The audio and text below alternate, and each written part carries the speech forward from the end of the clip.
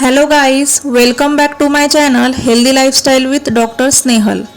धण्याचं पाणी, धणे भिजत घालून बनवलेलं असं हे पाणी, तर प्या विशेष पद्धतीने बनवलेलं असं हे पाणी जे उन्हाळ्यामध्ये शरीराला खूप फायदेशीर ठरतं. उन्हाळ्यात होणारे सर्व प्रकारचे उष्णतेचे त्रास या पाण्याने कमी होतात. जसं की तृष्णा निग्रह, तहान भागवतं, खूप वेळा तहान लागणे, खूप वेळा पाणी पिणे ह्या त्रास कमी करतं. उष्णता फार लवकर कमी करण्यास हे मदत करतं. नेहमी उन्हाळी लागते, लघवीला आग होणे, लघवी साफ न होणे, थेंब थेंब लघवीला होणे, थोड्या थोड्या वेळाने नेहमी जावं लागतं, हा त्रास उन्हाळ्यामध्ये खूप लोकांना होतो. तर हे पाणी त्यासाठी मदत करतं.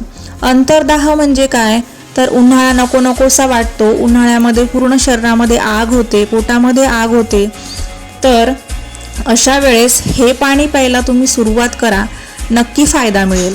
तर हे पाणी आपण 2 पद्धतीने बनवू शकतो.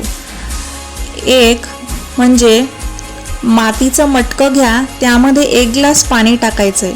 मग 1 चम्मच धणे टाका, 8 ते 10 तास ते भिजत घाला. शक्यतो रात्री भिजत घालून सकाळी पाणी प्यायचं आहे. नंतर गाळणीने गाळून घेऊन हे पाणी प्यायला घ्या. त्यामध्ये खडीसाखर घालून जर तुम्ही ते पाणी पिलं तर खूप जास्त थंड होण्यास मदत होते.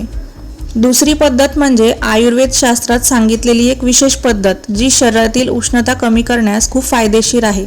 2 चम्मच धणे, जवळपास 10 ग्राम धणे आणि 50 ml पाणी घ्यायचे. पाणी आणि धणे एका मटक्यामध्ये टाकून त्यावर पांढऱ्या कपड्याने बांधून घ्यायचे आणि ते टेरेस किंवा गच्चीवर अशा ठिकाणी जेथे चंद्राची किरणे त्यावर पडतील अशा ठिकाणी ते ठेवायचे. कारण चंद्राच्या किरणांच्या शीतलतेने हे पाणी फार थंड होते. हे पाणी उष्णता कमी करण्यासाठी खूप महत्त्वाचं आहे. तर आजपासून हे प्यायला सुरुवात करा.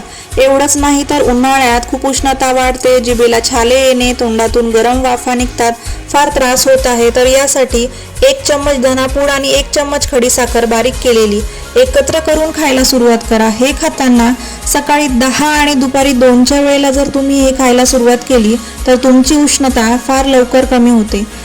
तर आजपासून हे सुरू करा. आणि आजचा माझा व्हिडिओ आवडला असेल तर माझ्या चॅनलला लाईक, सबस्क्राईब आणि शेअर नक्की करा. थँक्यू.